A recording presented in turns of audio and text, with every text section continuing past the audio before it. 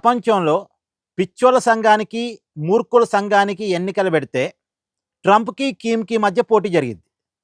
సరే కిమే గెలవటానికి అవకాశం ఉంటది.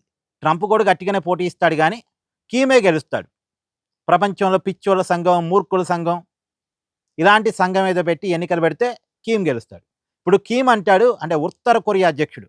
కిమ్ అంటాడు, ఇరాన్ మీద గనక దాడులు ఆపకపోతే ఇరాన్‌కి అణుబాంబులు పంపిస్తాడట.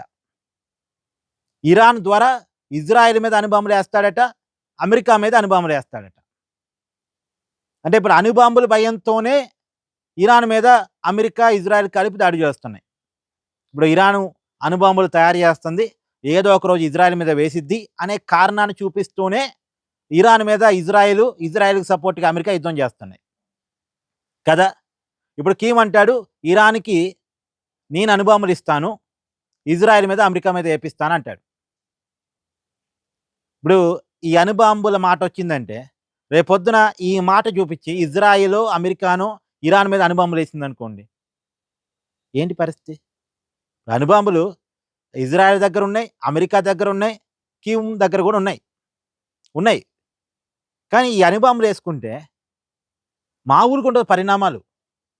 అక్కడ ఎక్కడైతే అణుబాంబు వేస్తారో ఆ చుట్టుపక్కల పరిసరాలు మొత్తం కూడా బుగ్గైపోతాయి. లక్షలాది మంది అక్కడ ఉండే ప్రజలు బుగ్గైపోతారు. ఆ ప్రజలు, పరిసరాలు మొత్తం కూడా అక్కడున్న వ్యాపార సముదాయాలు, నివాసాలు మొత్తం బుగ్గైపోతాయి. ఇప్పుడు హిరోషిమా, నాగసాకి నగరాలు ఇప్పటికి కూడా కోలుకోలేదు. రెండో ప్రపంచ యుద్ధంలో అణుబాంబు పడ్డ ఆ ప్రదేశాలు ఇప్పటికీ కోలుకోలేదు. ఇప్పటికీ అక్కడ మొక్క కూడా మొలవదు. నీరు కూడా దొరకవు అక్కడ. ఆ 2 నగరాల్లో. అప్పటికి అణుబాంబులకి, ఇప్పుడు అణుబాంబులకి మన తేడా ఉంది. కొద్దిగా టెక్నాలజీ ఎక్కువ ఉంది ఇప్పుడు అణుబాంబులకి. నష్టం ఎక్కువ. సో, యుద్ధ పరిణామాలు మాత్రం డేంజర్‌గా ఉన్నాయండి. ఎప్పుడు ఏమైనా జరగొచ్చు, ఎలా అయినా జరగొచ్చు. ఎందుకంటే మూర్ఖులు యుద్ధంలోకొస్తున్నారు కాబట్టి, యుద్ధంలో ఉన్నారు కూడా కాబట్టి, ఇప్పుడు ఇరాన్ ఒక మొండిది, మూర్ఖత్వంతో ఉంది. ట్రంప్ ఒక మొండోడు, మూర్ఖుడిగా ఉన్నాడు. ఇప్పుడు కీవ్ కూడా ఎంటర్ అయ్యాడనుకోండి యుద్ధంలోకి, అతను ఒక మూర్ఖుడు. సో, ఇప్పుడు ఒక మంచి వాతావరణంలో యుద్ధం జరిగితే యుద్ధమే తప్పసలు. సరే రష్యా, ఉక్రెయిన్ యుద్ధంలో అణుబాంబులు మనం ఎక్స్‌పెక్ట్ చేయలేం. కానీ ఇప్పుడు ఇరాన్ వర్సెస్ ఇజ్రాయెల్, అమెరికా యుద్ధంలో కీవ్ దూరితే అణుబాంబులు ఏమో చెప్పలేం. మూర్ఖులు, పిచ్చోళ్ళు ఏమైనా చేస్తారు. ఏదైనా చేస్తారు. కాబట్టి యుద్ధంలోకి అణుబాంబులు వస్తాయా?